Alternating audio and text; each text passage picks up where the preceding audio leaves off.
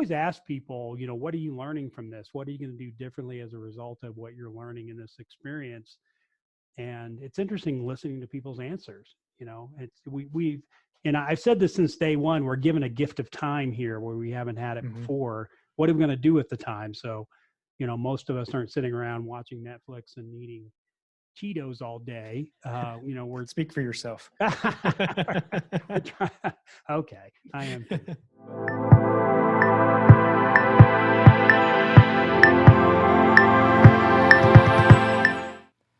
Hello, everyone, and welcome to another episode of Car Wash Magazine Live. I am your host, Matt DeWolf, editor-in-chief of Car Wash Magazine. Welcome, everybody. Great show for you today. We've got Mandi Brower coming up in about 2.5 minutes for you. I want to talk real quick first about a couple of things that you maybe saw leading up to this. So number one was that podcast sneak peek. You got a little bit of a behind the scenes look of how David Begin and I go about making the sausage, so to speak, that is Car Wash the podcast. That is from the most recent episode, which dropped yesterday. It's a two-parter on what the new normal looks like, not only in the car wash industry, but kind of across all industries. So good conversation there. Make sure you subscribe wherever you listen to your podcasts. The other thing I want to talk to everybody about, where's my magazine? Where's my magazine? Here it is. All right, so this is the latest issue of Car Wash Magazine. You should have it. If you don't, the only way to make sure that you get this beautiful publication that lands with a thud is that you join ICA. So you can do that at carwash.org/join. Take a look at all the benefits there and make sure you get your copy of the magazine. We put a lot of love and a lot of blood, sweat, and tears into that thing, so make sure you're getting your copies. All right, so the other thing I want to make sure that everybody's aware of, we announced it recently, but the Car Wash Show is in 2021 moving back into June. So those dates have been shifted from previous. It's going to be in Las Vegas. Make sure that you go to thecarwashshow.com and get yourself on our list to make sure you know when registration opens for that. That's going to be a super show, epic show, and I'm really excited for us to have the chance to gather again. It's going to look a little different, but it's going to be really exciting. So here we go. We got to remind you, as always, about the resources available to you from carwash.org and the ICA. So carwash.org/sharing. That page is updated frequently with the latest and greatest. For right now, it's on all things COVID-19. But in the future, that will be kind of just a place for you to find resources to help you operate your business. So the latest things there for you, which is really timely, is some new guidelines on disinfecting surfaces from the CDC, as well as a great resource on safely reopening. Now that with most of the United States in some level of reopening, that's going to be really important for you as you operate your washes. So great resources for you there. The other thing I want to talk to you guys about super quick is the industry pulse surveys. So you may have seen in the last couple of weeks we did industry pulse survey updates from the ICA, talking about both the operator side and the supplier side. The most recent versions of those are giving us a little bit of hope. Hope's not a strategy, but it certainly does not hurt. And so we're pretty excited about the results of that. When you get those surveys in your inbox, make sure you take the time to fill them out so we can get an accurate assessment of the pulse of the industry. Again, carwash.org/industry-pulse for you. All right, guys. Here we go. It's my favorite part, and yours, I know it is. If for no other reason than because I know that it makes me embarrass myself every week. So until you send me good jokes, you are stuck with my jokes. Send your jokes to mdewolf@carwash.org. We are dipping back into the hydrominder well, if you will, this week for our joke. Are you guys ready? I am. All right. What is the hydrominder's favorite rap artist? Sir Mix-a-Lot. Yeah, there it is. There it is. Yeah. All right, like I said, send me your jokes, mdewolf, carwash.org. Until you send me your jokes, you have to live with mine. So that's how that's going to go. All right, everybody. So let's get to the meat of the program, shall we? I am pleased to welcome to the show our friend in the industry, Mandi Brower from Quality Car Wash in Michigan. Mandi, welcome to the program. Hey everybody, Mandi here, Chief Operating Officer at Quality Car Wash. We are located in Holland, Michigan, and you probably heard about our state here soon, or over the news. Our governor is fantastic, and yeah, happy to be with you guys today. That was a great joke, by the way. Hey, we get them right every once in a while. we were talking before the program, and it's like comedy's a little different these days. So maybe I've got a future after all. Exactly. Mandi, would you do me a favor and just kind of give everybody that doesn't know you a little bit of a elevator pitch in terms of like who you are and how you got into the industry? Yeah, so great story. Our business is 50 years old. My grandfather started it back in 1969. My dad joined on soon thereafter and navigated through the industry. And I joined about 15 years ago. Growing up, said I was never going to work in the industry, but was on a career change, and my dad needed a little help with a few projects. I have a background in accounting, and he was working on navigating through a new accounting system, and I just happened to be in the right place at the right time and have stuck with it. Now I'm responsible for all of our retail locations. We operate under two brands, Quality Car Wash and Tommy's Express, and we do have full C-stores food service. You're going to get a little tour here later today at the end of the show. Awesome, thanks, Mandi. So you're standing in your little tower there, looking out over. Looks like some cars are going through. That's good. It's sunny-ish out there today, which is exciting. Yeah. You guys wash a lot of cars. I mean, let's not beat around the bush here. What kind of an impact has all of this had on your volumes in general, and how are you all responding to kind of new normal here? Yeah, it's been an interesting couple months. We were good for the first few weeks. All of our sites were open, and we were a vendor of Ottawa County. So Ottawa County said, as a vendor of them, they deemed us essential. And then the governor tightened up on some more things, and we had to take a few locations that didn't have gas and stores or food service. We had to close those we were closed for about 3 weeks. We started to open as she started to lighten things up a little bit. We thought we were good. We got shut down again.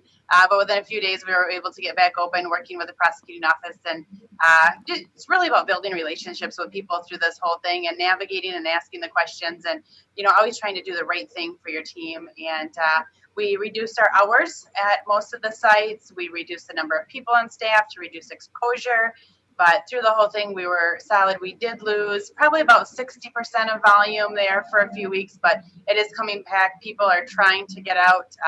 Just found out today, sounds like she's going to extend our stay-at-home order even longer, even though our numbers are dropping. So we'll see what comes of that. But people are just ready to get out of the house, and the weather is finally turning here too. So it gets them out and about, and we're considered essential and need, as they're traveling through the weekend, they need to be here. So. Yeah, it's nice that at this location, especially that you have the C-store and the fuel attached, right? Yeah. Yeah, so that's what was able. 5 of our locations were able to stay open because of that. So the 60% volume hit, for that's not a fun number. No. What are you guys back up to now as stuff's kind of opening slowly?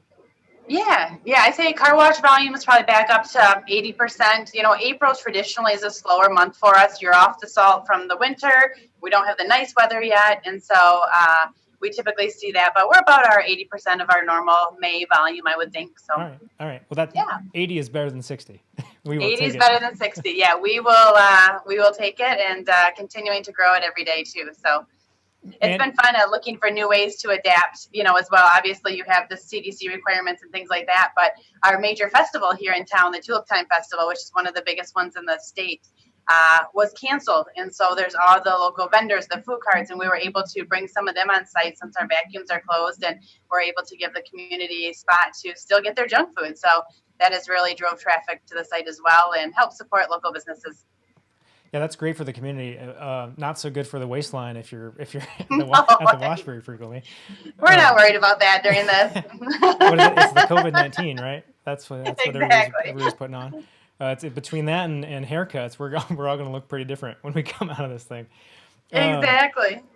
I want to come back to the people side because I know I had the opportunity to visit with you all last year and talk to some of your people and do some interviews. And you guys have created a really amazing culture within your company. Talk a little bit more about that's important and what you all have done to kind of maintain that through this time.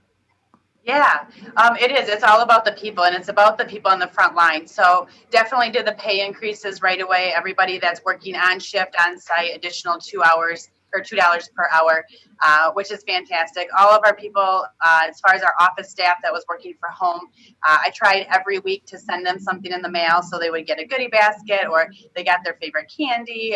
They got a letter, a note. They got just general, even like a review page on where they're at for their earnings for the first quarter. And every week they receive something at home, which was kind of fun. And now that they're coming back to the office and we're starting to get people back in, they had a gift basket on their desk of their favorite beverage and some goodies to go along with that. On site, we're continuing. We've sent out surveys regularly each month to check in with the team. What do they need? Do they need food? Is their family out of work? Are they sick? Things like that. And we've got back some needs, and we filled those needs to make sure everybody was taken care of, and doing our best to help support them, because if they're not healthy and they don't have a good mental mindset, they're not going to be good at work either. So really trying to take care of their mental health.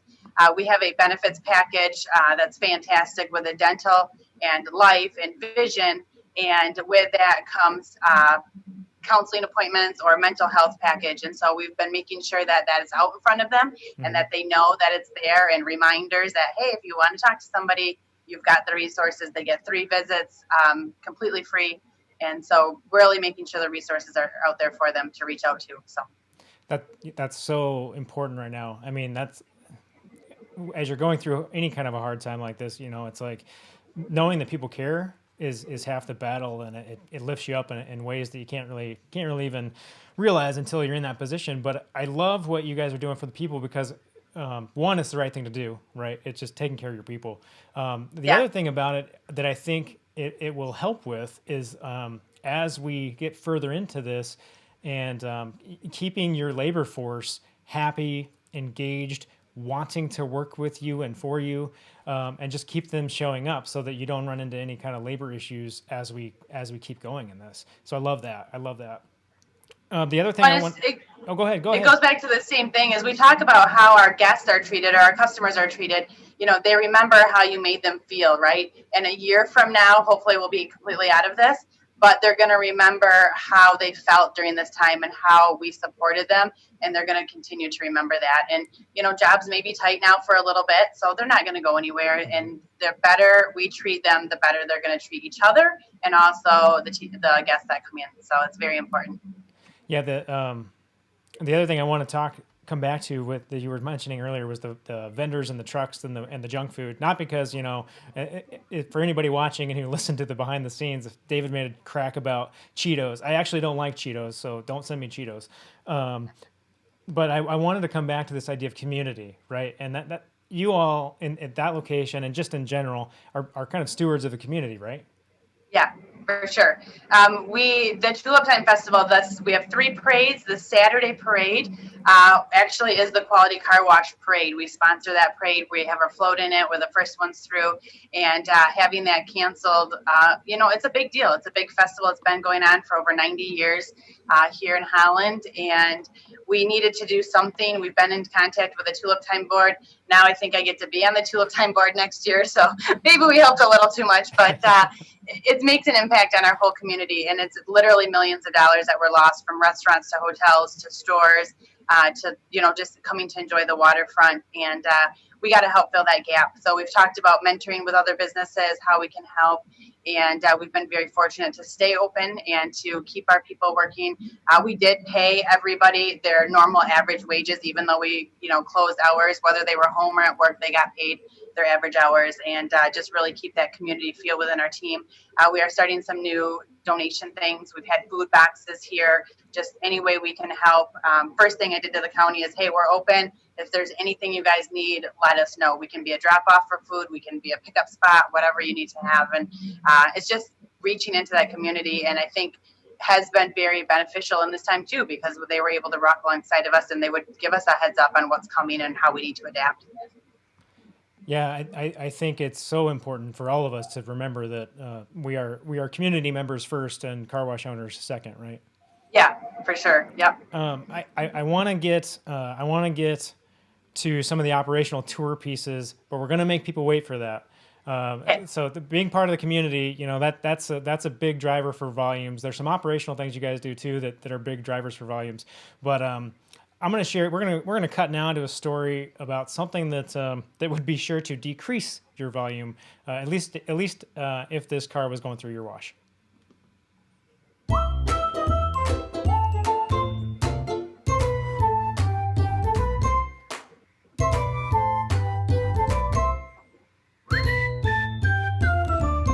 So my funny car wash story was one time where somebody came through just right before Christmas. They had a Christmas tree tied to the top of their vehicle, and I went up to him and said, "You really want to wash this car?" And we argued for about 30 or 45 seconds whether he wanted to wash this car or not, until I pointed up and said, "I don't think we can wash Christmas trees." And then he was really embarrassed and decided to go ahead and come back another time. But you know, we didn't have anything on our menu for washing Christmas trees. I wish we had an a la carte item for that, but at that time we didn't.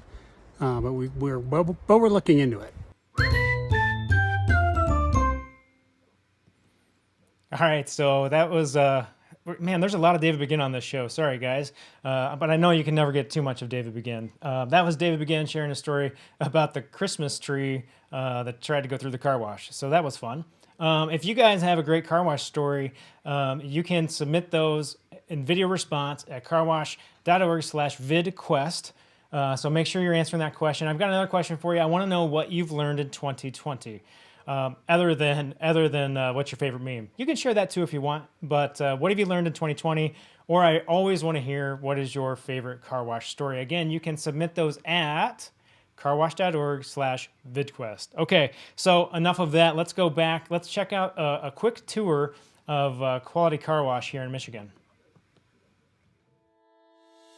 Hey, welcome to Quality Car Wash. We are located in Holland, Michigan.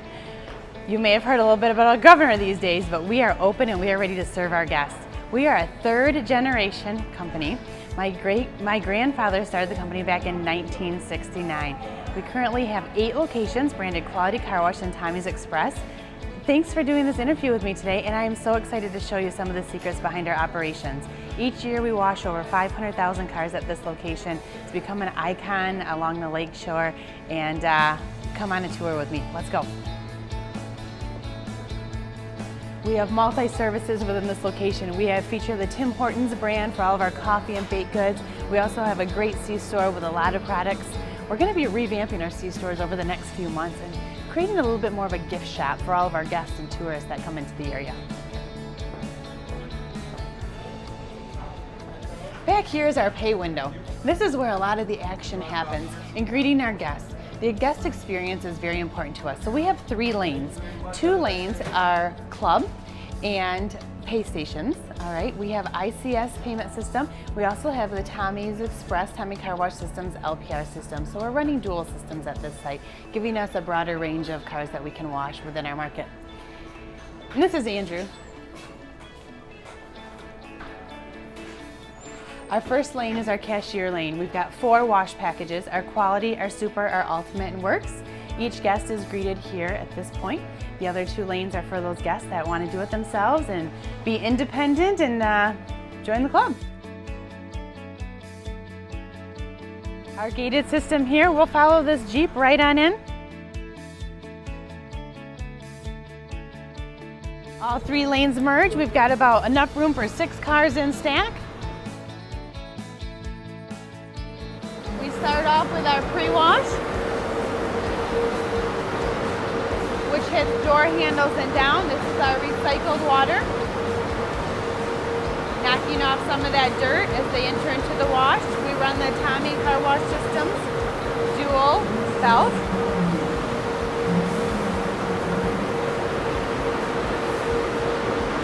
As they load through the entrance modules, they get hit with our triple pre-wash.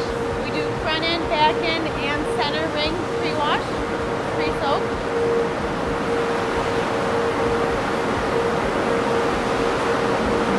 We have 2 Tommy Car Wash Systems combo units, reverse huggers, mitters, rockers, and wraps. In between the 2, we have our rainbow coat, which the kids love.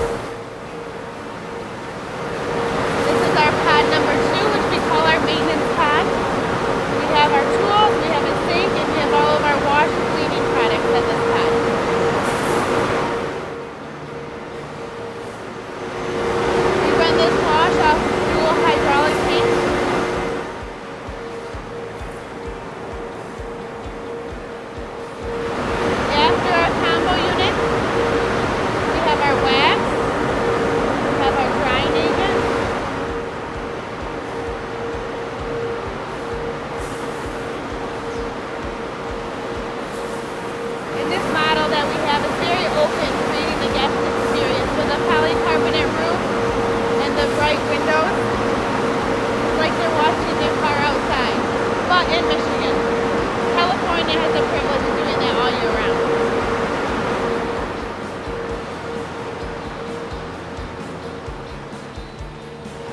This is our back room where we have our all-in-one pump station. We have our water softeners, all of our water tanks. Our vacuums are shut down right now due to COVID, so we have all of our extra vacuum supplies and hoses in here. All right, we'll go into our drying system. Hold on to your hair, it gets wild.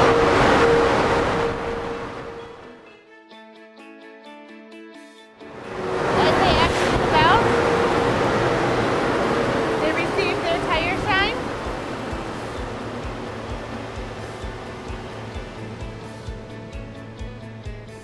And they are ready to go. So awesome tour of the location. Mandy, thanks for giving us that. I really appreciate that. My favorite part maybe is like the awesome loading signs inside the tunnel. I mean, I really appreciate that. How does that contribute in terms of like labor? And I mean, is it just like somebody pointing at the sign, or like, are you guys feel like you're able to like lean on that to guide people? Yeah, no, it's completely self-loading. So just load. If it gets really busy and we want to keep them tight together, then we'll have somebody out there for safety, for awareness, making sure they're neutral, things like that. But our community has been trained that we have self-loaded for over 35, 40 years. And so it's just, that's what they do. The sign there lets them know what they need to do, and they do a fantastic job at it. Mandy, before I let you go, I want to know, what's your favorite part about car washing? My favorite part about car washing is probably also the most challenging part. It's about the people and how we can really use this business as our mission field to reach out to people.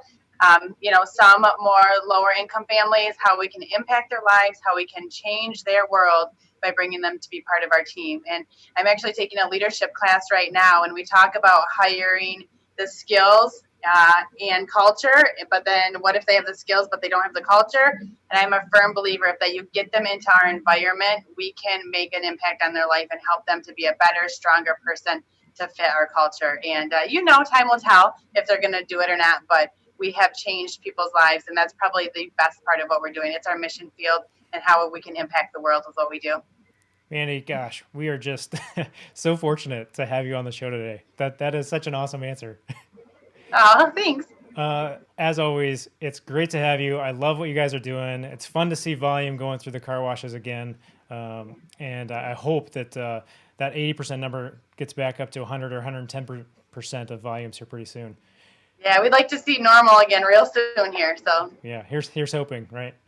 Exactly. Mandy, thanks for being on the program. We're going to let you get back to the business of washing cars. Sounds great. Great to see you, everybody. Thank you. All right, everyone. So that's about it for this episode. Remember, if you want to watch more episodes of this program, you can catch the previous episodes at carwashmagazine.com. You can also check it out on both the International Car Wash Association and Car Wash Magazine YouTube pages. So make sure you're catching up with that information. I've got one more fun segment for you guys that we're going to leave you with. It's called Matt's Music. It's not my music. I know you were really hoping that I was going to try to sing, but I'm not going to sing. It's not my music. It's actually, today it's going to be a friend of mine from the great state of Iowa who is a bluegrass musician, pretty well acclaimed, at least in the Midwest. So you all are going to get a little taste of that. He was actually the intro music for today's show. So without further ado, I'm going to introduce you all to Matt Wood's music. Matt Woods is going to play a song for you, and we're going to roll out. As always, when you're out there, keep it clean.